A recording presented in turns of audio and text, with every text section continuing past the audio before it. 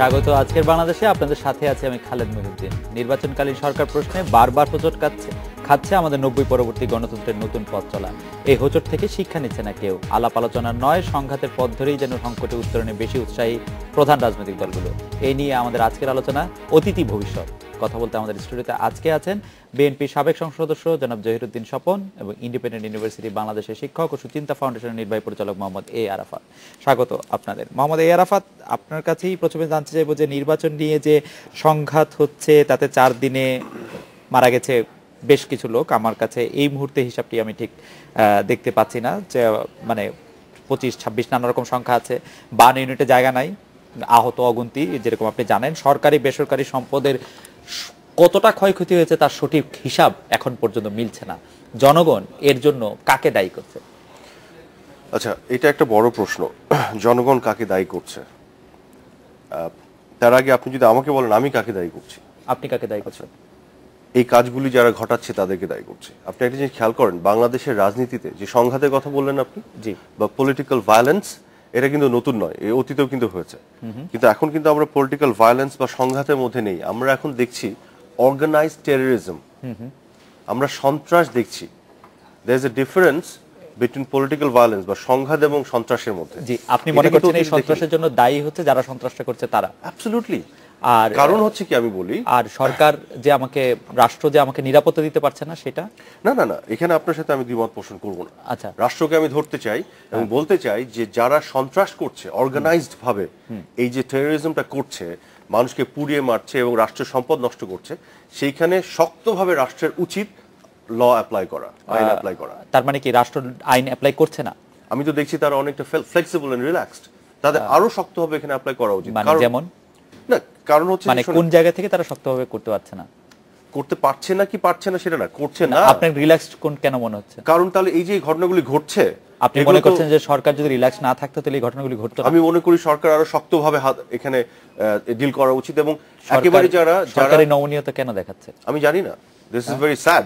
এবং হতে পারে সরকারি নমনীয়তা দেখানোর একটা কারণ থাকতে পারে আমাদের দেশে, মানে পলিটিক্যাল স্ফিয়ারে যারা অনেকে আমরা থাকি, আমাদের মধ্যে অনেক ধরনের ডাবল স্ট্যান্ডার্ড এন্ড হিপোক্রেসি। আমরা গণতন্ত্রের কেমন বলি, গণতন্ত্রের কথা বলে সবকিছুকে জায়েজ করতে চাই। সরকার যখন শক্ত অবস্থান নেয় তখন আবার সেটাকে আনডেমোক্রেটিক বলে। আপনি সরকারের অবস্থানটা বলেন, আনডেমোক্রেটিক। সরকার নমনীয় কেন হচ্ছে না? সরকারের ওই যে ওই ভয়গুলি থাকতে পারে, আমি জানি না যে ওয়াই এক্স্যাক্টলি তারা নমনীয় হচ্ছে বা কেন হচ্ছে। আমি মনে করি যে সরকারের এই নমনীয়তার অনেক বড় খেসারত দিতে হবে। এখন হওয়ার কোনো সুযোগ নেই। পৃথিবী উন্নত যে কোনো ডেমোক্রেসিতে, সভ্য দেশে এই ধরনের সন্ত্রাসকে কেউ অ্যালাউ করে না। বাংলাদেশের সরকারের কোনোভাবে এই ধরনের আমি কি একটি কনক্লুডিং লাইন এরকম টানতে পারি যে সরকারের নমনীয়তার জন্য এই সন্ত্রাসগুলি হতে পারছে ধারাবাহিকভাবে? আমি মনে করি যে সরকার যথেষ্ট পরিমাণ শক্ত হাতে এটাকে ডিল করছে না, যেটা তাদের করা উচিত। এই উচিতটা কেন হচ্ছে না, মানে কেন করছে না আপনার? সেটা আমি জানি না। আমি আপনাকে বলার চেষ্টা করছি, এটা একটা কারণ হতে পারে যে এই যে আমরা ডেমোক্রেসি সংজ্ঞাকে বিকৃত করে, সরকার এটাকে খুব কেয়ার করে। সরকার কাউকে শক্ত হাতে যদি যায়, আমি সরকারকে আনডেমোক্রেটিক বলতেছি, এটা সরকার খুব কেয়ার করে। গভর্নমেন্ট অফ কোর্স সরকার, আমি সরকারকে ড্রাইভ দেই, আমি সরকারকে অগণতান্ত্রিক বলছি, এটা সরকার খুব কেয়ার করে। কেয়ার তো করে, নাহলে তার এত নমনীয় মানে আমি এখন যদি সরকার খুব শক্ত হাতে এগুলো দমন করে, তাহলে সরকারকে অগণতান্ত্রিক বলবো? এটা সরকার খুব কেয়ার করে। কাউকে যখন আপনি ড্রাইভ দিবেন, একটা জি শক্ত হয় যখন ড্রাইভ দিবেন, একবার শোনেন, পলিটিক্যাল ফেসকে সামনে রেখে আপনি যখন ক্রাইম করছেন, আপনি যখন সন্ত্রাস করছেন, তখন এটাকে ক্রিমিনাল হিসেবে ট্রিট করতে হবে। এটা যখন করা হবে, আইন যখন করবে টেক ইটস ডিউ কোর্স, তখন আমাদের মতন কেউ হয়তো বলবে যে সরকারে যে অগণতান্ত্রিক আচরণ করছে। এই জিনিসগুলি তো সরকার কেয়ার করছে এবং করতে হচ্ছে। এই আপনি আজকের যে সোসাইটি, এখানে আপনি এগুলো কেয়ার না করে তো উপায় নাই। যদি কেয়ার যে করে, তার প্রমাণ হচ্ছে বিভিন্ন সময় এগুলো উত্তর তো দিতে চেষ্টা করছে, আপনি দেখছেন। আপনি মনে করছেন যে সরকার নমনীয় হচ্ছে কারণ সরকার অগণতান্ত্রিক হিসেবে নিজেকে প্রকাশ করতে চায় না? আমি মনে করি যে সরকার একটা ডিলেমার মধ্যে আছে। তাদের যেটা উচিত, গণতন্ত্রের সংজ্ঞা যে আমরা বিকৃত করি, তার মধ্যে সরকার স্টাক হয়ে আছে একটি জায়গায়। সরকারের তো কে কি সংজ্ঞা করবে, উত্তরটা আমি বলি, আপনি তাহলে বুঝবেন, নাহলে বুঝতে পারবেন না। সিম্পলি একটা জিনিস দেখেন, গণতন্ত্র মানে কি? গণতন্ত্র মানে হচ্ছে আপনি কি কি করতে পারবেন না। মানে গণতন্ত্র মানে এটা না যে আপনি কি সবকিছু করতে পারবেন। গণতন্ত্র মানে গণতন্ত্রের দোহাই দিয়ে আপনি একটা মিছিল বের করে সেখান থেকে পেট্রোল বোমা দিয়ে সাধারণ মানুষকে মারতে পারবেন। সেগুলো আমরা জানি যে মোটামুটি ভাবে। তো আমি সেই জায়গায় বলছি, সেই জায়গায় যে সরকারের শক্ত যে অবস্থান নেয় এবং সেটাকে যে শক্তভাবে ট্রিট করা, সেটা করতে গিয়ে যখন আপনারা আবার অনেকে বলে তার মানে সরকারের নমনীয় অবস্থানের জন্য আমরা দায়ী। আমি মনে করি যে এই যে ডিলেমার মধ্যে যে আছে, এখানে আমাদের সমাজের কিছু কিছু মানুষ আছে যাদের হেপোক্রিটিক্যাল অবস্থান, আপনার দ্বিমুখী অবস্থান। তাদেরকেই সরকার শুধু কেয়ার করতেছে, যারা মারা যাচ্ছে তাদেরকেই যে কেয়ার করছে সেটা না। জিনিসটা হচ্ছে এগুলোর একটা ইম্প্যাক্ট তো আছে ওভারঅল সিনারিওতে, এত তো ব্ল্যাক অ্যান্ড হোয়াইট না ব্যাপারটা, সেটা ইম্প্যাক্ট আছে। এবং সরকার অনেক ক্ষেত্রেই তো আমরা দেখছি তারা অনেক ক্ষেত্রে রিল্যাক্সড এবং ফ্লেক্সিবল হচ্ছে, নমনীয় হচ্ছে, এবং আরো শক্তভাবে যাওয়া দরকার যাচ্ছে না সেই জায়গাগুলি। এখন আমাদের তো সেই ভয়েসটা রেজ করা উচিত। শুনবো আরাফাত ভাই যে আপনি আরো শক্তভাবে যাওয়ার প্রসঙ্গে আরো কি বলতে চাইছেন। জনাব জহিরুদ্দিন স্বপন, লাগাতার হরতাল অবরোধ চলছে, আমরা শুনতে পাচ্ছি যে আন্দোলন আরো তীব্রতর হবে। এতদিন পর্যন্ত যে হরতাল অবরোধ চলেছে সেটাকে কি আপনি সফল মনে করেন? হরতাল অবরোধের একটা প্রভাব ইতিমধ্যেই জনগণের মধ্যে পড়েছে। সেটা একতরফা নির্বাচন যে করা সম্ভব হবে না, এই মেসেজটা কিন্তু জনগণের কাছে চলে গিয়েছে।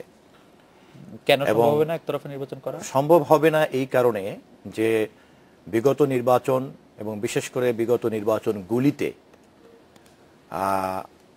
বাংলাদেশ জাতীয়তাবাদী দল সহ তারা যে পরিমাণ ভোটের মালিকানা এই মুহূর্তে রাজনীতিতে দাঁড়িয়ে আছেন, এই ধরনের একটি রাজনৈতিক শক্তিকে বাইরে রেখে, রাজনৈতিক শক্তিটা কে বোঝা গেল? জানমালের ক্ষতির জন্য? শুধু জানমালের ক্ষতি নয়, আমি কিন্তু বিগত নির্বাচনগুলিকেই আমি বিগত নির্বাচনগুলি বাদ দিয়ে এই হরতাল অবরোধকে আপনি সফল কেন মনে করবেন? এবং আপনি বলছেন যে এটা সফল কারণ জনগণের উপর তার প্রভাব পড়েছে। আমি এক্স্যাক্টলি এই জায়গাটাতে আমি সফল শব্দটা কিন্তু আমি বলছি মেসেজটা গিয়েছে, যে জনগণের কাছে একটা মেসেজ গিয়েছে, যে মেসেজ যাওয়াটা তো সফলতা। অফকোর্স আমি সেই অর্থে, হ্যাঁ, সে সফল, হরতাল সফল। আপনি কেন মনে করছেন যে এটা সফল? জনগণের কাছে কি বার্তাটা গেল? একতরফা নির্বাচন করা সম্ভব হবে না, কারণ হচ্ছে যে কারণ হচ্ছে বিএনপি রাস্তায় মানুষ মারতে পারে, সম্পদ পুড়িয়ে দিতে পারে, সেজন্য না। তার চেয়ে বড় কারণ হচ্ছে এই যে আমাদের 1991 থেকে এই পর্যন্ত, আমি 91টা যদি বাদ দিই, এটা একটা কারণ কিনা যে বিএনপি সেই শক্তি আছে মানুষকে পুড়িয়ে মারার, বিএনপি সেই শক্তি আছে সম্পদের পুড়িয়ে দেওয়ার? বিএনপির এবং বিরোধী দলের সেই শক্তি আছে যে শক্তি দিয়ে একটি রাজনৈতিক কর্মসূচি জনগণের কাছে পৌঁছে দেওয়া যায়। এটি রাজনৈতিক কর্মসূচি, আমি শেষ করছি। কিন্তু এই রাজনৈতিক কর্মসূচিকে বিএনপি এবং আওয়ামী লীগ সহ রাজনৈতিক প্রক্রিয়ার বাইরের কেউ যদি ব্যবহার করতে চায়, তাহলে সরকারের কিন্তু দুটি দায়িত্ব। একটি হচ্ছে বিএনপিকে সমঝোতার মধ্যে এনে নির্বাচন সম্পন্ন করা, আরেকটি হচ্ছে বিরোধী দলের রাজনৈতিক কর্মসূচিকে কেউ যদি ব্যবহার করে থাকে সেটা সরকার, প্রশাসন এবং রাষ্ট্রকে দিয়ে দমন করা।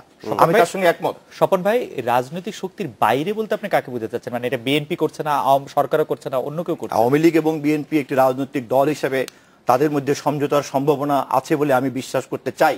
জি। এবং সেই সমঝোতাকে যারা বাস্তবায়ন করতে দিতে চাইবেন না, তারা এই ধরনের আন্দোলন সংগ্রামের পরিবেশকে তার মানে এজেন্ডার জন্য কাজে লাগাতে পারে। এক্স্যাক্টলি, তার মানে এই ধরনের অবরোধ যেখানে মানুষ পুরানো হয়, সম্পদ ক্ষয় করা হয়, সেটা আপনারা চান না? নিশ্চয়ই, প্রশ্নই ওঠে না। আপনারা কোনো ধরনের কোনো বিবৃতি কখনো কি বলেছে যে এই অবরোধের মধ্যে কোনো ধরনের ট্রেনে আগুন দিবেন না, বাসে আগুন দিবেন না, মানুষ পুরাবেন না, এরকম কোনো আহ্বান আমরা শুনেছি? আমি তো বিরোধী দলের নেত্রী তার বক্তব্যে প্রকাশ্যে বলেছেন এই কথা। আপনার নিশ্চয়ই আপনার স্মরণ আছে, নাটোরের বক্তব্যে উনি এই হরতাল অবরোধগুলি যখন ডাকা হয় তখন কি বলা হয় যে প্লিজ আপনার গাড়িতে আগুন দিবেন না? আমার মনে হয় রাজনৈতিক দলগুলি গত 20-25 বছর যাবত মিন করে, মানে আপনি কি এই হরতাল অবরোধটাকে বিএনপি, আমি আওয়ামী লীগ এবং বিএনপি যারাই হরতালের আওয়ামী লীগ এবং বিরোধী দলে নাই, সেইজন্য আমি বিএনপি কে বলতেছি, বিএনপি কে এটা মিন করে যে হরতাল অবরোধ আসলে গাড়ি ভাঙা হবে না বা এই ধরনের কর্মসূচি, এটা কি বিএনপি মিন করে? বিএনপির নেতৃত্ব অবশ্যই এটা মিন করে। এটা মিন করে যে হরতাল অবরোধের মধ্যে হরতাল অবরোধের মধ্যে এই অগ্নিসংযোগ, মানুষের এটা লাশ তৈরি করা, এটা আমরা শুধু নিন্দাই করে না, বিরোধিতাই করে না, এবং সরকার যেটা বের করছে না এটাকে সন্দেহের চোখে রাখে বিএনপি। সরকার যেটা বের করছে না বা বের করতে পারছে না। তো আমি একটু, আপনি সফলতার কথা পার্শিয়ালি সফল বলেছিলেন যে একটা বার্তা গিয়েছে, আপনি কোন জায়গায় এটা পৌঁছালে আপনি এটাকে পুরোপুরি সফল মনে করবেন? যদি এই হরতাল অবরোধটা, যদি এই হরতাল অবরোধের মধ্য দিয়ে নির্বাচন, একতরফা নির্বাচনের বিরুদ্ধে জনগণের জনমতকে সহিংসতার বাইরে যদি প্রমাণ করা যেত, প্রতিষ্ঠিত করা যেত, যা কেবলমাত্র বিরোধী দলের উপরে নির্ভর করে না, যা নির্ভর করে মূলত সরকার, প্রশাসন এবং রাষ্ট্রের উপরে। সরকার, প্রশাসন এবং রাষ্ট্রই কেবলমাত্র পারে একটি গণতান্ত্রিক ব্যবস্থাতে বিরোধী দলের শান্তিপূর্ণ কর্মসূচিকে নিশ্চিত করতে। যদি বিরোধী দলের এই কর্মসূচির আড়ালে কোনো ষড়যন্ত্রকারী এটাকে ব্যবহার করতে চায়, সে যে মহলেরই হোক না কেন, তা বের করার দায়িত্ব কিন্তু রাষ্ট্রের। না, সেটা ঠিক আছে। এটা এই অবরোধ কর্মসূচি বা হরতাল কর্মসূচি কি হলে আপনি সফল মনে করবেন? সরকার সরে গেলে? না, সরকার প্রকৃত অর্থেই অবরোধ কর্মসূচির মতো একটি রাজনৈতিক কর্মসূচিকে ব্যবহার করে যারা এই ধরনের একটি হত্যাকাণ্ডের পরিবেশ, বিভীষিকাময় পরিবেশ তৈরি করছে, এবং গোটা রাজনীতি বিরোধী একটি মনোভাব তৈরি করছে, তাদেরকে যদি বের করতো সরকার এবং সেই ক্ষেত্রে যদি সার্থকতার পরিচয় দিত, তাহলে বরঞ্চ আমি মনে করি যে এই রাজনৈতিক কর্মসূচিটা সফল হবে। আরাফাত ভাই, একই প্রশ্ন যদি আমি আপনাকেও করতে চাই যে এই হরতাল অবরোধ কর্মসূচি সেটা কিভাবে এটাকে সফল করা যায় বা কিভাবে এটাকে ব্যর্থ করা যায়, এটা নিয়ে কোনো আচ্ছা, আপনাকে একটা জিনিস বলি আমি। জি, পত্রপত্রিকাতে বিভিন্ন গণমাধ্যমে যে রিপোর্টগুলি আমরা দেখেছি, অনেকে ধরা পড়েছে এই যে বোমা হাতে নিয়ে বিভিন্ন টোকায়, তারপর দেখা গেছে যে বিএনপির কোনো নেতা নেত্রী বা ছাত্রদল যুবদলের কারোর সাথে তার সংশ্লিষ্টতা আছে। আপনারা একটা খবর করেছেন আপনারাই, বগুড়াতে যে রেল লাইনে যে ফিশ প্লেট যে উঠে ফেললো যুবদলের একটা কর্মীর বাসায়, আপনার ওই ধরনের সব মেশিনারিজ, বোমা টোমা এগুলো পাওয়া গেছে। ছাত্র শিবির প্রকাশ্যে দিয়ে স্বীকার করেছে যে এগুলি তারা করেছে। এখানে সবচেয়ে বড় কথা, যুবদল ছাত্র দলের চেয়ে আমার কাছে বেশি আশঙ্কার জায়গা যেটি, বিএনপির রাজনীতির চরিত্র কিন্তু এরকম ছিল না। এই চরিত্রটা যেটা বহন করছে এটা কিন্তু এক ধরনের অর্গানাইজড টেররিজম, যেটা আমি বলেছি, যেটার সাথে সংশ্লিষ্টতা শিবিরের এবং জামাতের, যুদ্ধাপরাধী এই মৌলবাদী গোষ্ঠী। এবং আপনি চিন্তা করেন গ্লোবাল টেররিজম যেটা, সেটারও যে চরিত্রের যে জায়গাটা আছে তার সাথে একটা মিল আছে, কিন্তু সিমিলারিটি। এটা কিন্তু সাধারণ মানুষকে জিম্মি করে, সাধারণ মানুষকে মারে, তার উপর দিয়ে মলে বোমা হামলা চালায়, হোটেলে বোমা হামলা চালায় এবং তার মধ্য দিয়ে জিম্মি করে তাদের দাবি দাওয়া আদায় করার চেষ্টা করে। বাংলাদেশের অতীত ইতিহাসে আওয়ামী লীগ বিএনপি বিরোধী দলে থাকা অবস্থায় তারা কিন্তু পলিটিক্যাল ভায়োলেন্স, যেটা আমরা বলছি, যেমন ধরেন আমরা দুর্ভাগ্য একটি দেশ, থাইল্যান্ডে আজকে যে শান্তিপূর্ণ নিয়মতান্ত্রিক গণতান্ত্রিক যে মুভমেন্ট হচ্ছে, সেই মুভমেন্ট বাংলাদেশে হয়নি। আওয়ামী লীগ বলেন বিএনপি বলেন, ভায়োলেন্স দেখেছি, কিন্তু তাদের প্রত্যেকটি দলের নেতা কর্মীরাই মেরেছে মরেছে। কিন্তু আজকে আমরা দেখছি একেবারে সাধারণ মানুষকে ভয় দেখিয়ে আপনার এই যে ব্ল্যাকমেইলের রাজনীতি হয়ে গেছে। এখন এইখানে সমস্যা হচ্ছে, স্বপন ভাই যেটি প্রকারান্তরে হয়তো বলার চেষ্টা করছে, উনি খুলে বলতে পারছেন না, বাট এতটুকু যে বলছেন এর জন্য আমি ওনাকে ধন্যবাদ জানাতে চাই যে আসলে কোন অপশক্তিটা এখানে ভিতরে ঢুকে আছে। এখানে বিএনপির ভিতরে আমি জানি একটা বড় গোষ্ঠী আছে যারা এই যে জামাত শিবির স্বাধীনতা বিরোধী অপশক্তির সাথে তারা একসাথে থাকতে চায় না, কিন্তু কোনো না কোনো কারণে বিএনপি সর্বোচ্চ পর্যায়ে নেতৃত্ব যদি তাদের উপরে আর্থিক কারণে বা যে কোনো কারণে ডিপেন্ডেন্ট হয়ে যায় এবং আটকে থাকে, সেখানে কিন্তু সমস্যা। সে জায়গায় সরকারের প্রতিও আমার দাবি জায়গাটি থাকবে যে সন্ত্রাসগুলি হয়েছে সরাসরিভাবে এদের মুখোশ পুরোপুরি উন্মোচন করা উচিত এবং আরো হার্ড লাইনে যাওয়া উচিত। আপনি যে ক্ষুদ্র ক্ষুদ্র সন্ত্রাস যেগুলো হচ্ছে, যেটা মানে কালেকটিভলি যে এই যে বার্ন ইউনিট এবং যে বিশাল হত্যাযজ্ঞ, সেগুলো আপনার যে ফুড সোলজার যারা, তারাই তো করছে না, তার পেছন থেকে পরিকল্পনাকারী আছে, তার পেছন থেকে অর্থের যোগানদাতা আছে। এগুলো যখন আপনি টান দিতে থাকবেন, টানতে টানতে টানতে আপনি একবার উপর পর্যন্ত চলে যাচ্ছেন। সেখানে যে যখন আপনি আইনের প্রয়োগ করার চেষ্টা করছেন, তখন আমরা গণতন্ত্রের দোহাই দিচ্ছি। এই ডিলেমা, এই সমস্যাটা তো এই সমাজে আছে, তো এটা তো অস্বীকার করলে হবে না। হার্ডলাইনে যাওয়া বলতে আপনি বোঝাচ্ছেন যে আরো উপরের দিকে যারা আছেন, হার্ডলাইনে যাওয়া বলতে আমি বলছি যে the rule of law must be veil, the rule of law. কোনো পলিটিক্যাল কারণে ভিক্টিমাইজ করা যাবে না, বাট সত্যিকার অর্থে গভর্নমেন্টও সেটা করতে হবে ট্রান্সপারেন্সির সাথে। সত্যিকার অর্থে সন্ত্রাসের সাথে সম্পৃক্ত যারা, তাদেরকে উন্মোচিত করে তাদের। আরাফাত ভাই, আপনাকে একটু 30 সেকেন্ডের জন্য থামাই। স্বপন ভাই, আপনি কি মনে করেন আমাদের সরকার সেটা ট্রান্সপারেন্সির সাথে করতে পারবে?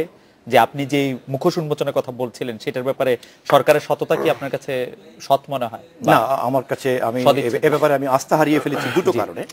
প্রথম কারণ হচ্ছে যে সরকার রাজনৈতিকভাবে আজকে প্রধানত যে দায়িত্বটা ছিল, বিশেষ হচ্ছে রাজনৈতিক শক্তির মধ্যে এই ঐক্যমত্যা তৈরি করা, এবং সেই ঐক্যমত তৈরি করার উদ্যোগটা সরকারেরই নেওয়া উচিত ছিল, সরকারি দলেরই নেওয়া উচিত ছিল।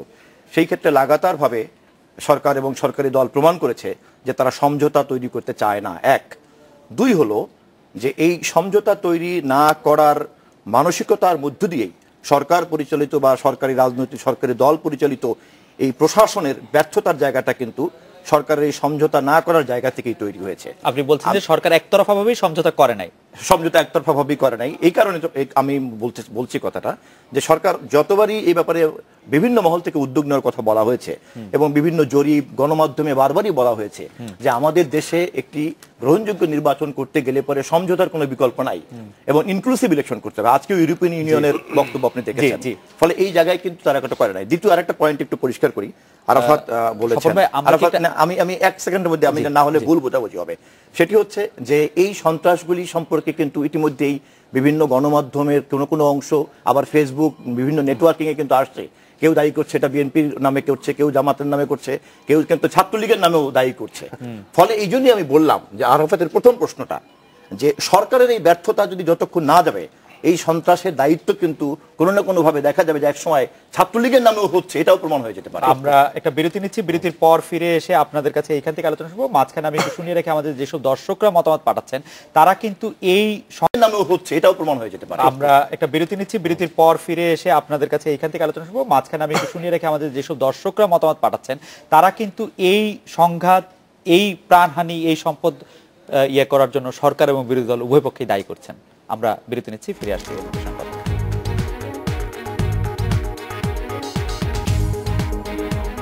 ফিরলাম আজকের বাংলাদেশে। জনাব মোহাম্মদ আরাফাত, আরেকটি অন্য বিষয় আপনার দৃষ্টি আকর্ষণ করছি। নির্বাচনকালীন সরকার শুধু দৈনন্দিন কাজ নয়, তারা এখন নীতি নির্ধারণীয় গুরুত্বপূর্ণ সিদ্ধান্ত নিচ্ছে।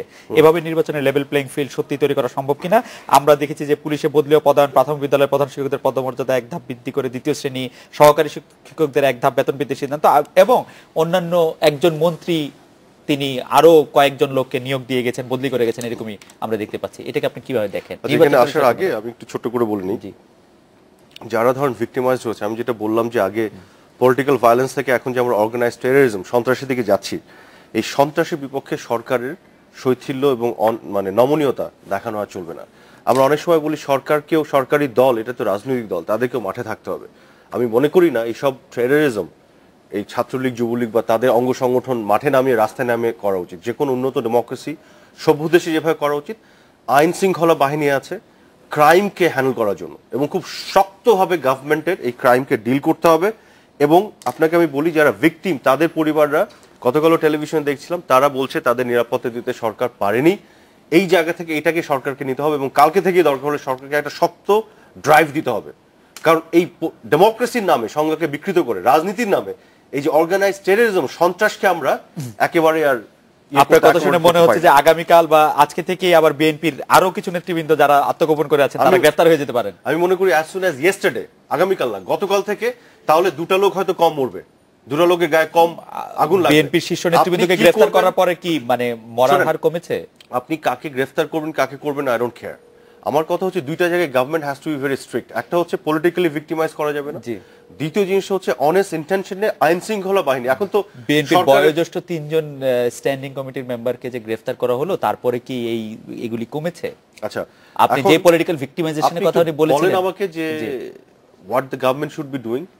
যারা that's what I am saying, যারা হরতাল ডাকছে, হরতাল দেখে অর্গানাইজড টেররিজম যারা করছে, যারা মানুষকে জিম্মি করছে, ব্ল্যাকমেলের রাজনীতি, আপনি বলছেন যে তারা ধরে ফেললে আর এটা হবে না, কিন্তু যারা হচ্ছে, আমি নির্দেশ দিচ্ছে, আপনি বলেছেন তাদেরকে যদি ডিফেন্ড করেন, আবার নিরাপত্তা যাচ্ছেন, দুই রকমের ডাবল স্ট্যান্ডার্ড। না, আপনি তো বলেছেন যে তাদেরকে, আমরা তো দেখলাম তারা গ্রেফতার হয়ে আছেন 15 দিন ধরে, কিন্তু সেই অবস্থার কোনো উন্নতি ঘটেছে কিনা? না, সেই অবস্থা উন্নতি ঘটেছে কিনা, অবস্থা তো আরো ডেটোরিয়েট করতে পারতো। আপনি দেখেন, এটা নিয়ে হাইপোথেটিক্যাল কথা বললাম, ঠিক আছে, হাইপোথেটিক্যাল কথা বলে আপনি নির্বাচনকালীন সরকার নিয়ে একটু বলেন। আমি স্ট্রেট ফরওয়ার্ড যেটা বলতে চাচ্ছি, যে আমরা দিব্য দৃষ্টিতে দেখছি, সকালবেলায় দেখছি যে কারাই হরতাল লাগছে, কারা হরতালের জন্য সরঞ্জাম জোগাড় করছে, কারা মানুষকে জিম্মি করার জন্য সন্ত্রাস তৈরি করছে, কারা মানুষের মধ্যে ভয়ভীতি ছড়াচ্ছে, এবং কি উদ্দেশ্যে করছে এটা বলার অপেক্ষা রাখে না। এটা নিয়ে কিন্তু কোনো তর্ক বিতর্ক লাগে না।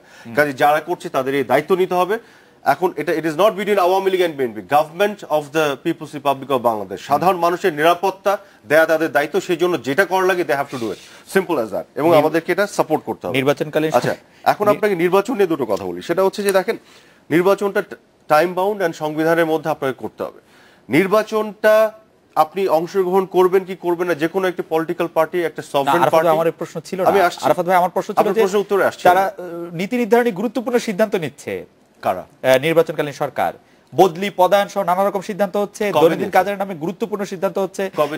আমি যদি আজকে বলি যে আজকে 2 দিন আগের খবরে আছে যে পুলিশে বদলি ও পদায়ন, প্রাথমিক বিদ্যালয়ের প্রধান শিক্ষকদের পদমর্যাদা এক ধাপ বৃদ্ধি করে দ্বিতীয় শ্রেণী, সহকারী শিক্ষকদের এক ধাপ বেতন বৃদ্ধির সিদ্ধান্ত, এই সবই নির্বাচনী আচরণের বিরুদ্ধে। এটা কবে নিয়েছে?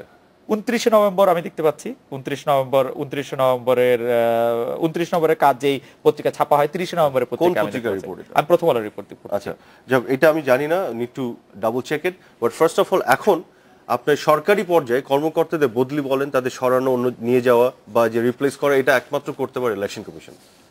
Election commission is the only authority. এখন যে ক্যাবিনেটে আছে তাদের কিন্তু এই কাজটি করার কথা। আজকের পত্রিকায় খবর আছে হচ্ছে ইসির নির্দেশ আমলেই নিচ্ছেন না কেউ।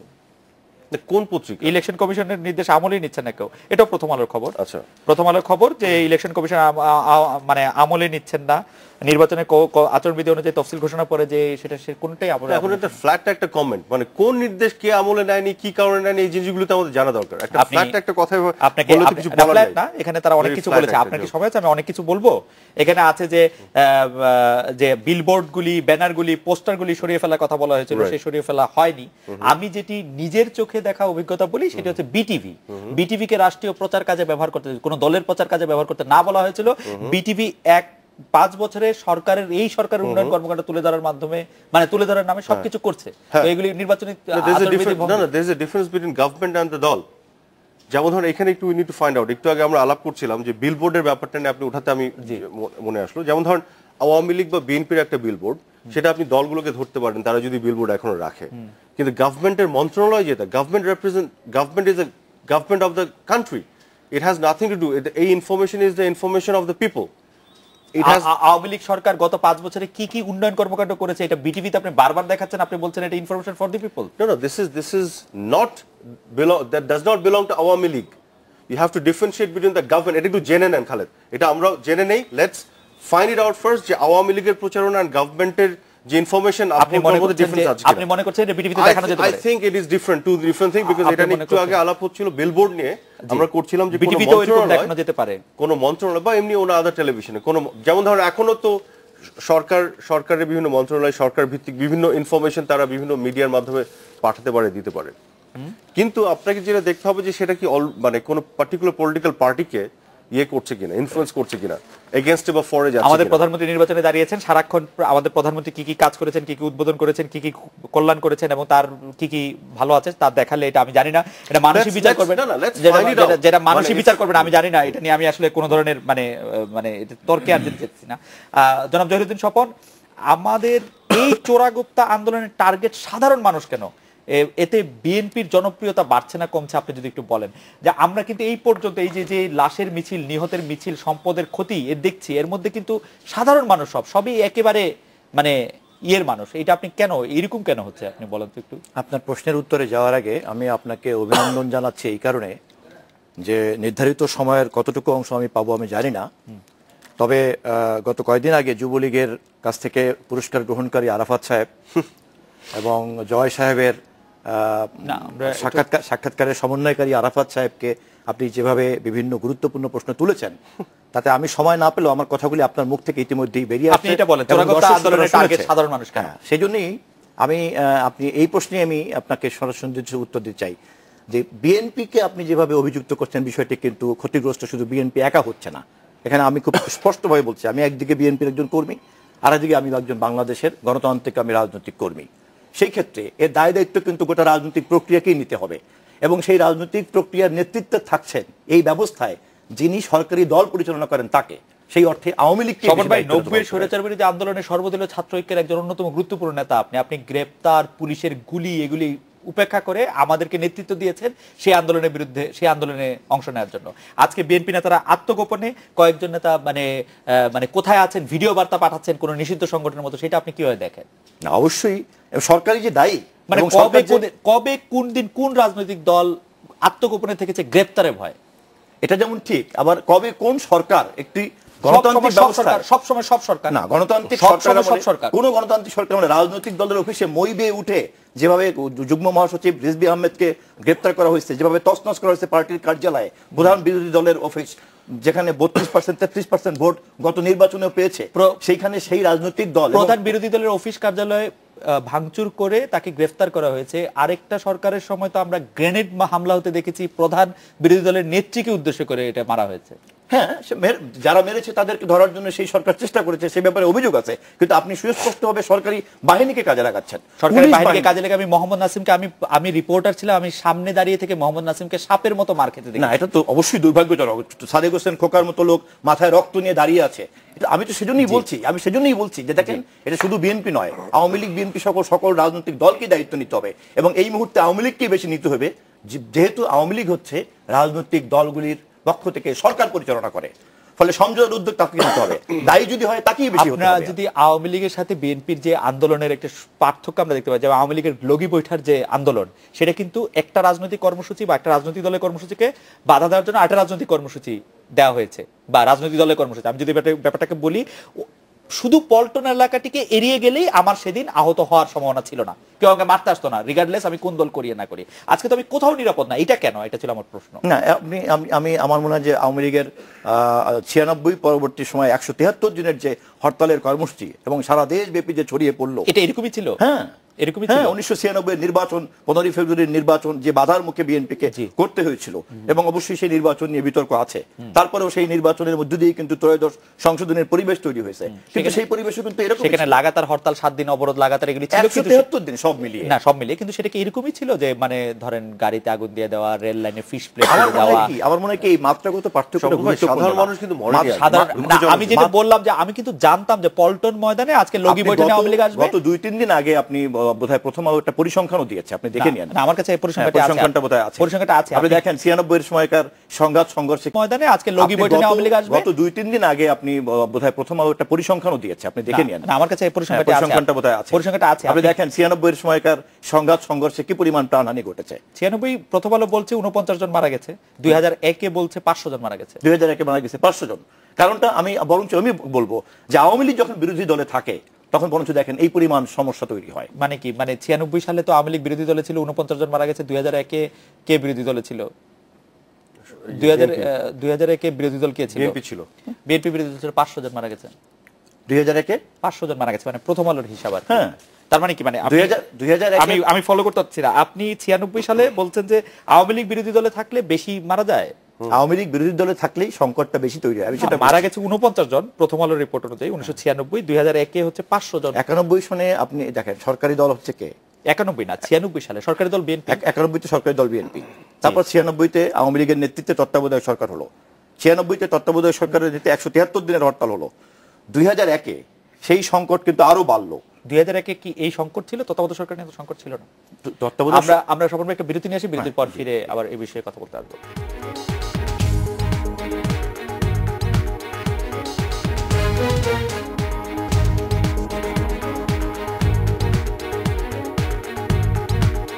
ফিরলাম আজকের বাংলাদেশে। জনাব স্বপন, আমি আজকে একটি সময় টেলিভিশনে একটি টক শো দেখছিলাম, সেখানে জনাব আফসান চৌধুরী একটি কথা বলছিলেন, সেটি আপনাকে একটু উদ্ধৃত করি। আপনারা বলছেন যে জনগণের ক্ষমতার, ভোটের অধিকারের জন্য আপনাদের এই আন্দোলন হচ্ছে, তো এই আন্দোলনের ফলে জনগণ মারা যাচ্ছে, তাদের সম্পদের ক্ষয়ক্ষতি হচ্ছে, জনগণকে আপনাদেরকে বলেছে তাদের অধিকারটা আদায় করে দিতে, বা কোথায় গেলে আমরা সেই অধিকার আদায়ের পথে আপনারা থামবেন বা আপনারা মনে করবেন আদায় হয়েছে? আমি আপনাকে প্রথম থেকেই একটা বিষয় বলার চেষ্টা করেছি এবং সম্মানিত দর্শকরা নিশ্চয়ই বোঝেন, এবং আমি বিশ্বাস করি যে আরাফাত সহ প্রায় সমস্ত রাজনৈতিক কর্মীরা আমরা মনে প্রাণে বিশ্বাস করি যে আমাদের দেশের গণতন্ত্র বিনির্মাণের এই পর্যায়ে রাজনৈতিক সমঝোতার ভিত্তিতে এই সমস্ত গুরুত্বপূর্ণ মৌলিক প্রশ্নে ঐক্যমত তৈরি করা ছাড়া কোনো বিকল্প নাই, এবং সেই ক্ষেত্রে যিনি যখন সরকারে থাকবেন তারই কিন্তু উদ্যোগ। এবং বিগত দিনের ব্যর্থতাকে যদি আমরা মূল্যায়ন করি, আমরা খেয়াল করব যেই সরকারই এই দায়িত্ব অনুধাবন করতে এবং পালন করতে ব্যর্থ হয়েছেন তাকে সেই পরিমাণ খেসারত দিতে হয়েছে।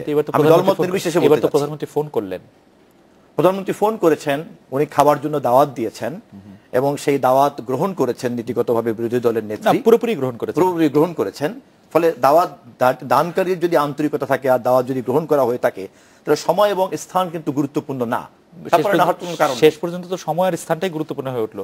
তিনি 28 তারিখের কথা বলছিলেন প্রধানমন্ত্রী, কিন্তু মাননীয় বিরোধী দলের নেত্রী কিন্তু কোনো নতুন তারিখ দেন না। উনি অবশ্যই বলছেন 29 তারিখের পরে আপনি যেদিন ডাকবেন, তারপরে কিন্তু আর কোনো ডাক না। ঠিক আছে, এখন ডাকটা কবে সেটা জেনে নিলে তো তেমন কিছু। 29 তারিখের পরে যে উনি ডাক পেতে চেয়েছিলেন প্রধানমন্ত্রী কিন্তু আর সেই ডাকটা দেননি। আপনি একটা আহ্বান ফিরিয়ে দিলেন, এখন আপনি কি আরেকবার নিজের থেকে আপনি ফিরিয়ে দেওয়ার শব্দটা ব্যবহার করছেন। আপনি যে কারণে হরতালটি ডেকেছিলেন, যে কারণে আপনি হরতালটি ডেকেছিলেন সেই মুহূর্তে সেইটাই তো সলভ হয়ে যাচ্ছিল, সেই দাওয়াতের মাধ্যমে? না, দাওয়াতের মাধ্যমে কিন্তু শুধুমাত্র দাওয়াতই, উনি কিন্তু কোনো এজেন্ডাও বলেন নাই। তারপরে এজেন্ডা জানতেও চান নাই উনি এটা বলেছেন আপনি দাওয়াত দিয়েছেন আমি অবশ্যই যাব, আমরা একত্রে অনেক কাজ করেছি, করতে পারবো না কেন? উনি কিন্তু মেনে নিয়েছেন। হ্যাঁ, উনি মেনে নিয়েছেন, নীতিগতভাবে মেনে নিয়েছেন। অতএব দাওয়াত কিন্তু প্রত্যাখ্যান হয় না, দাওয়াত কিন্তু আপনি তবুও বলছেন যে সরকারের পক্ষ থেকে উদ্যোগের যথেষ্ট অভাব। শুধু এটুকুই বলেছেন যে 29 তারিখের পরে আপনি আমাকে যে কোনো সময় দেন, যে কোনো সময়, কিন্তু তারপরে কিন্তু আর সরকারি উদ্যোগ হয়নি। না, সরকারের উদ্যোগ না হওয়ার আরো অনেক রকম কারণ আছে। মোহাম্মদ এ আরাফাত, আপনার কাছে জানতে চাইবো যে এই যে উদ্যোগটা সরকারের পক্ষ থেকে নেওয়া হলোই না, মানে মাননীয় প্রধানমন্ত্রী তো শুধু হরতালটি প্রত্যাহার করার জন্য উনাকে আহ্বান জানাননি, উনি খাওয়ার জন্য আহ্বান জানিয়েছেন। পরে আরেকবার ডাকলে কি হতো, বা একটা সময় দিলে যে ঠিক আছে আপনি 30 তারিখে আসেন? কিছুই হতো না, পরে ডাকলে কিছু হতো না। আপনি কি দেখেন, আপনি যে সমস্যাটা যেটা নিয়ে আমরা আলাপ করছি, এটার সমাধান পথ খোঁজার আগে সমস্যার রুট কজটা আমাদের একটু আইডেন্টিফাই করা দরকার। আমি আমার একটা স্পেকুলেশন বলি, মানে প্রধানমন্ত্রীর দাওয়াতের আগ পর্যন্ত আমরা বিভিন্ন ধরনের কথা বলছিলাম, কেন উদ্যোগ হচ্ছে না। সর্বোচ্চ পর্যায়ে উদ্যোগের পরে যখন হলো না, তখন আমরা বলছি আরেকবার বললে কি হতো, আরেকবার বললেও যখন হতো না, তখন আমরা কি বলতাম, আরো কিছু একটা বলতাম, রাষ্ট্রপতি নিলে ভালো হতো। আমরা বলি যে বাংলাদেশের প্রধানমন্ত্রী হচ্ছে মোগল সম্রাটের মতো শক্তিশালী, অটোক্রেটিক স্বৈরাচারী শক্তি তার মধ্যে আছে, যে কোনো প্রধানমন্ত্রী হোক। তিনি উদ্যোগ নিলেন, সেটি আপনার কার্যকর হলো না। এখন আমাদের রাষ্ট্রপতি, যদিও উনি রাষ্ট্রের প্রতি এবং সর্বোচ্চ অবস্থানে আছে, কিন্তু ক্ষমতা তো ওনার কিছুই নাই, তাকে দিয়ে আমরা কি করবো? আমরা এখন অন্য কিছু হাত চাচ্ছি। আপনি একটা জিনিস খেয়াল করেন, আপনি সিরিজ অফ দ্য মানে বিএনপির যে নেতিবাচকতা রাজনীতি, এটা আপনি দেখেন। যদিও অপ্রাসঙ্গিকভাবে স্বপন ভাই আমাকে বললো আমি কার কাছ থেকে পুরস্কার নিয়েছি, কোথায় কি সমন্বয় করেছি, এটা বাংলাদেশের মানুষ দেখেছে, এটা লুকিয়ে ছাপে আমি করিনি স্বপন ভাই, কাজে এটা কোনো ব্যাপার। আমি কিন্তু অভিনন্দন জানিয়েছি, আমি অভিযোগ করতে বলিনি। কাজে আমি যে কথাগুলি বলছি এটা আমার বিশ্বাসের জায়গা থেকে বলছি। আপনি সিম্পলি দেখেন, একেবারে প্রথম থেকে আপনার সংসদীয় মানে যে সংবিধান সংশোধন কমিটি, ধরেন এটা নিয়ে অনেক অভিযোগ আছে, এটা সেটা প্রধানমন্ত্রী এককভাবে করেছেন কি করেননি, সেগুলো বিতর্কের বিষয়। কিন্তু সেখানে as a token of gesture, আপনি কিন্তু খেয়াল করেন, as a token of gesture BNP কিন্তু ওখানে পার্টিসিপেট করতে পারতো। ওখানে একটা নেতিবাচকতা আপনি একবার শুরু থেকে, আপনি একটু আমার কথাটা একটু না আরাফাত ভাই, এই প্রসঙ্গে আমি না বলে পারলাম না যে বিএনপি কে মাত্র 24 ঘন্টার একটা পিরিয়ড দেওয়া হয়েছিল ওখানে জয়েন করার জন্য। That is not true. এবং কোন দ্যাট ইজ নট ট্রু, তাদেরকে রিপিটেডলি ডাকা হয়েছে। আপনি যেখান থেকে পড়ছেন, ইট ইজ নট ট্রু। আপনাকে আমি অন ক্যামেরা চ্যালেঞ্জ করে গেলাম, I will provide you with evidence, পরে আমরা এটা নিয়ে আলাপ করব। এখন আমি যেহেতু আমাদের সময় লিমিটেড, আমি বাকি কথাগুলো একটু শেষ করি। রিপিটেডলি তাদেরকে বলা হচ্ছে, ঠিক আছে, তারা এখানে নেতিবাচকতার একটা পরিচয় দিল। আপনার সার্চ কমিটি যেটা করা হলো, ইলেকশন কমিশন যেটা নিয়ে আজকে এত অভিযোগ, সেখানে কিন্তু বেগম খালেদা জিয়া গেলেন প্রেসিডেন্টের কাছে, কিন্তু ইলেকশন কমিশনে কোনো কন্ট্রিবিউট করলেন না। সেটা কিন্তু করা যেত। ওনারা তখন কি বললেন যে আমরা তত্ত্বাবধায়ক সরকারের আন্দোলনে আছি, এটা নিয়ে আমরা কথা বলতে চাই না। সাইমালটেনিয়াসলি এটা নিয়ে কিন্তু একটা কন্ট্রিবিউশন থাকলে একটা জায়গাতে আমরা এগিয়ে থাকতাম। হ্যাঁ, এটা হলো না। তারপরে আপনি আসেন, প্রধানমন্ত্রী যখন বিভিন্নভাবে বলছিলেন যে আমরা সর্বদলীয় একটা সরকারের একটা ফরম্যাটের কথা বলছিলেন, তখন বারবার বলা হচ্ছিল উনি ফর্মালি কেন বলছেন না। তারপর উনি আহ্বান জানালেন, সেটা প্রত্যাখ্যাত হলো। 48 ঘন্টার আলটিমেটাম আপনার মনে আছে। তারপর যখন জাতির উদ্দেশ্যে ভাষণ দিলেন প্রধানমন্ত্রী খালেদা জিয়া, একটি সর্বদলীয় ফরম্যাটে কথা বললেন, সেটাকে পুরোপুরি প্রত্যাখ্যান করা হলো আরেকটি উদ্ভট ফর্মুলা দিয়ে। কিন্তু প্রধানমন্ত্রীর যে প্রস্তাবটা, সেটা কিন্তু যদি আপনি আংশিকভাবে মেনে নিয়ে বলতেন বাকি অংশ নিয়ে আমরা আলোচনা করি, যে ক্যাবিনেটে তো সর্বদলীয় বলা হচ্ছে, ঠিক আছে, এটা তো ন্যায্যই মনে হচ্ছে, এটা আমরা অ্যাকসেপ্ট করি। আমাদের 96 এবং 2001 থেকে আমার দরকার নাই আমাদের সেই দুজন মিলে 5টা নাম না দিয়ে আমরা ইলেক্টেড থেকে 5টা নাম দিই, একই তো কথা, বরং এটা আরো বেটার। তো এটা মেনে নেই, চিফ কে হবে এটা নিয়ে আমরা আলোচনা করতে চাই, তাহলে কিন্তু একটু এগিয়ে যাওয়া হতো। সেটা এখন প্রত্যাখ্যাত হলো।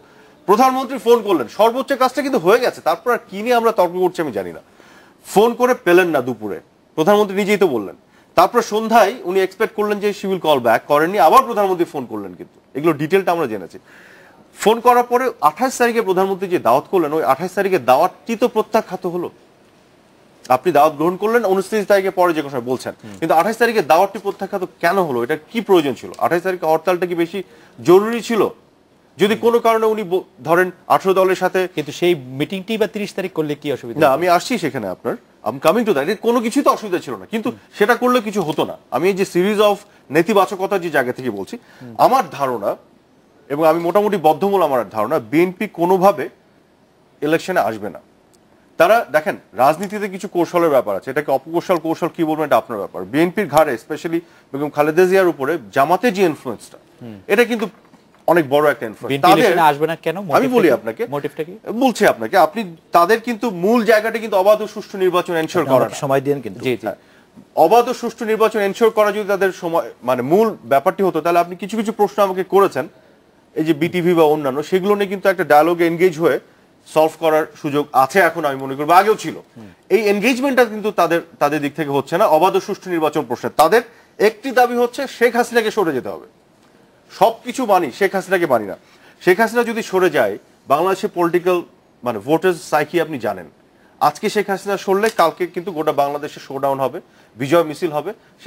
আওয়ামী লীগ অলরেডি ইলেকশনে যাওয়ার আগে পরাজিত। এটা তো আওয়ামী লীগের জন্য লেভেল প্লেইং গ্রাউন্ড এনশিওর করবে না। আপনারা এইটাই মনে করছেন যে আমি 30 সেকেন্ড সময় দেন, 30 সেকেন্ড। G please. অথবা তাদের সেকেন্ড অপশন হচ্ছে তার ইলেকশনে যাবে না, কনস্টিটিউশনাল আওয়ামী লীগের বাইন্ডিংস আছে, ইলেকশন করতে হবে। তারা হয়তো তার পরবর্তী সময় আওয়ামী লীগ এককভাবে ইলেকশন করেছে এরকম দেখিয়ে, হ্যাঁ, তারা পরবর্তী একটি ইলেকশনে আওয়ামী লীগকে একটা পতিত সরকার হিসেবে ইলেকশনে যে তারা ল্যান্ডস্লাইড দিতে চায়। তো একটা দল যদি মানে তাদের কৌশল হিসেবে ধরে বসে থাকে, আমি সমঝোতা চাই না, আপনি কিভাবে ঐক্য প্রতিষ্ঠা করবেন? আচ্ছা, আপনি বলেছেন আমরা একটা বিরতি নিয়ে ফিরছি স্বপন ভাই। বিরতির পর আমাকে আপনি কিন্তু যথাযথ সময় দিন। না, আপনি বিরতির পরে যথাযথভাবে বলবেন। একটা বিরতি নিয়ে ফিরছি।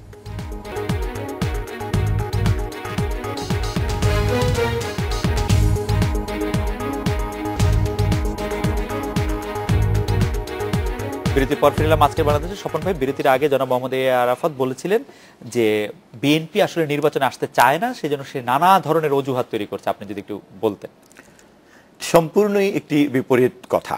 বরঞ্চ লাগাতারভাবে যদি আমরা খেয়াল করি তাহলে আমরা দেখব যে ত্রয়োদশ সংশোধনী বাতিল করার মধ্য দিয়ে এবং পঞ্চদশ সংশোধনী গ্রহণ করার মধ্য দিয়ে আওয়ামী লীগ এবং জোট সরকার প্রথমেই প্রমাণ করেছে, যদিও এটি কিন্তু তার নির্বাচনী ইস্তেহারে ছিল না।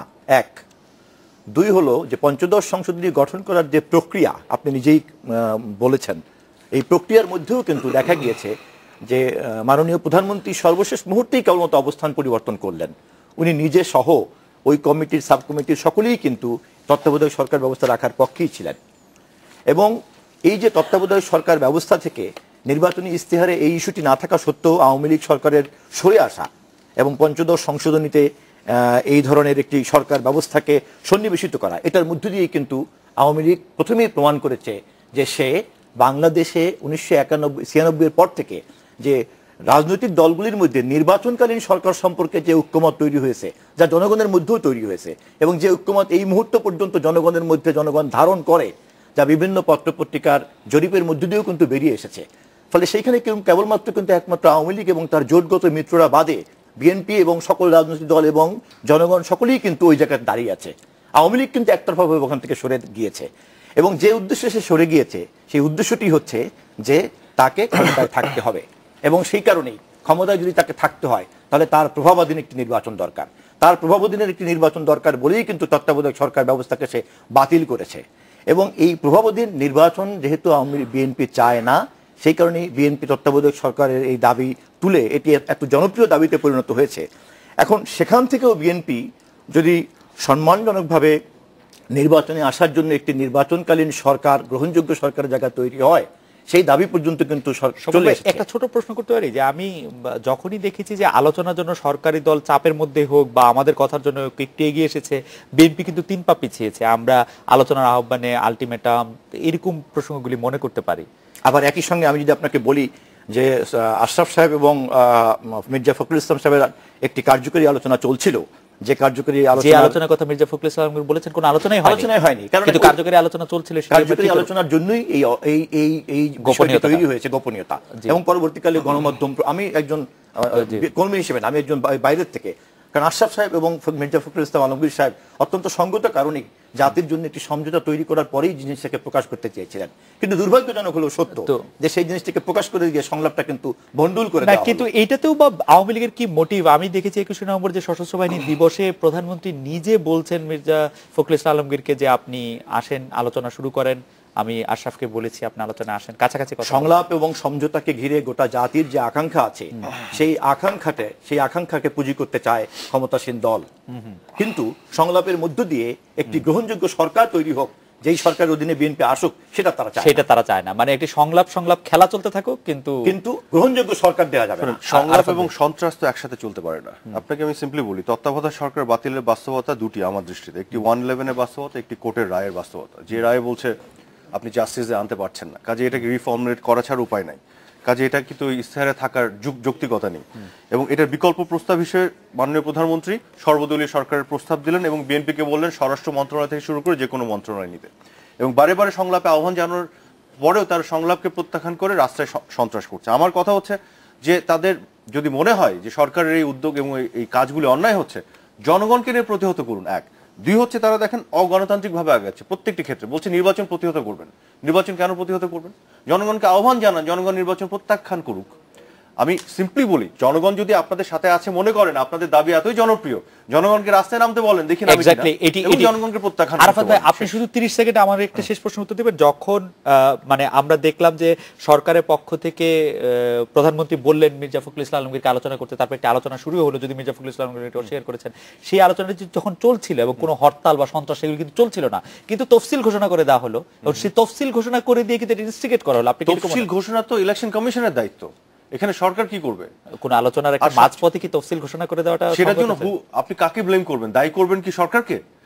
ইন্ডিপেন্ডেন্ট ইলেকশন কমিশন, সে তো তার সময় ধরে তফসিল ঘোষণা করবে। আপনার মনে রাখতে হবে জানুয়ারি 24 তারিখ হচ্ছে লাস্ট ডেট ইলেকশন। আমি ব্রিগেডিয়ার শাখাল সাহেবের সাথে কথা বলেছিলাম জানার জন্য, তফসিল কিন্তু আপনার 45 দিন হাতে রেখে এবং আরো 10 দিনের মোটামুটি একটা গ্রেস পিরিয়ড রেখে করতে হবে। তবু আরো 5 দিন পরে এটা করা যেত, কিন্তু সেটা করা হয়নি, মানে একটা তাড়াহুড়া করা হয়েছে। খুব কি বড় সমস্যা হয়ে গেছে? 5 দিনের মধ্যে আপনি তো তফসিল, এই যে আপনার পরিবর্তন করার ইতিহাসও তো আছে। শুনেন, যদি আপনি সমাধান চান তাহলে এগুলো কোনো বড় বিষয় না। আমার মনে হয় যে যদি সমাধান চাই সেগুলি কোনো বড় বিষয় না। আমি আবার ওই জায়গাটা এখানেই যে সমাধান চাই কিনা, সমঝোতা চাই কিনা, এবং সমঝোতা এবং ঐক্যমত ছাড়া একতরফা নির্বাচন হতে পারবে না, এবং সন্ত্রাসের মধ্যে দিয়ে যুদ্ধ পরাজয় পাচ্ছে। আপনাদের অনেক ধন্যবাদ। এই ছিল আজকে বাংলাদেশে, দেখা হবে আগামীকাল এই সময়। শুভরাত্রি।